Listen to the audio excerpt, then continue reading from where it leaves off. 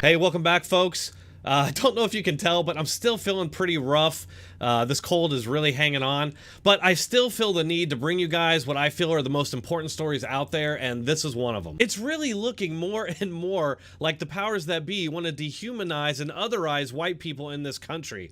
For what purposes? I don't know, just use your imagination. So what I have for you today is this so-called psychoanalyst, more like just plain psycho, actually had a peer-reviewed article published in a healthcare journal called the Journal of the American Psychoanalytic Association, where whiteness is described as a, quote, malignant, parasitic-like condition that makes the host person voracious, insatiable, and perverse. Warning that there is not yet a permanent cure. Another way of saying this might be that there's not a permanent solution to the whiteness problem. According to the psycho Donald Moss, quote, whiteness is a condition one first acquires and then one has a malignant, parasitic-like condition to which white people have a particular susceptibility.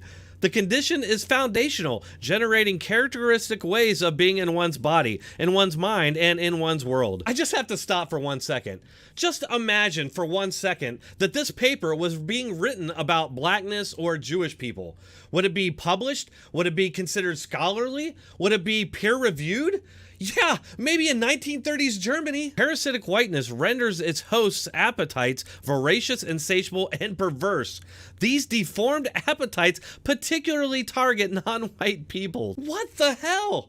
So, being born white means that you're born inherently with an appetite, a voracious, insatiable appetite to target people who aren't white. I've always joked that the left believes that we're all just hiding in the shadows, ready to pounce on anybody who isn't white so we can harm them. But apparently this is now considered scientifically proven. Once established, these appetites are nearly impossible to eliminate.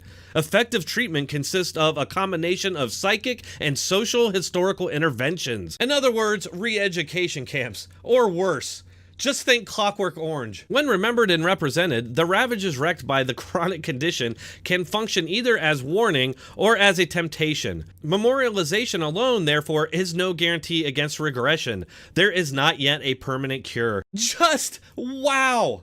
Combine this scholarly, peer-reviewed paper with everything we're seeing from the American CCP and this sudden forced introduction of CRT into our society. They started by calling us racist, then they upped it to white supremacist, then insurrectionist white supremacist, then white nationalist.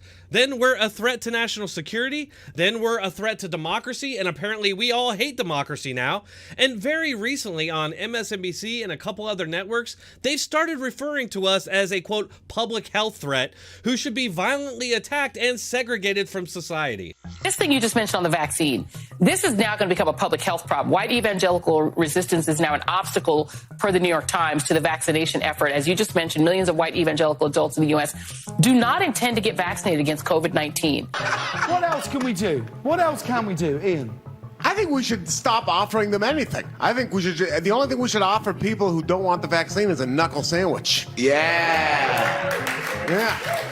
Really? Physical violence? Physical violence. The folks that are not getting vaccinated, because it's a quarter of Americans that aren't getting vaccinated, white evangelicals, 45% say they won't get vaccinated, according to a Pew Research.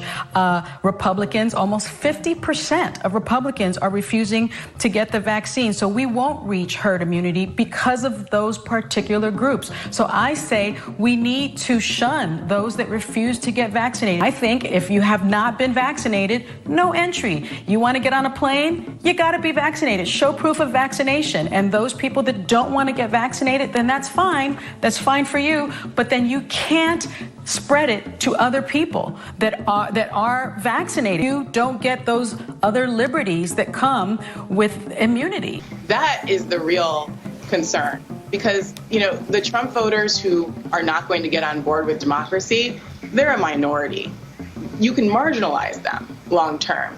But if we don't take the threat seriously, then I think we're all in really bad shape.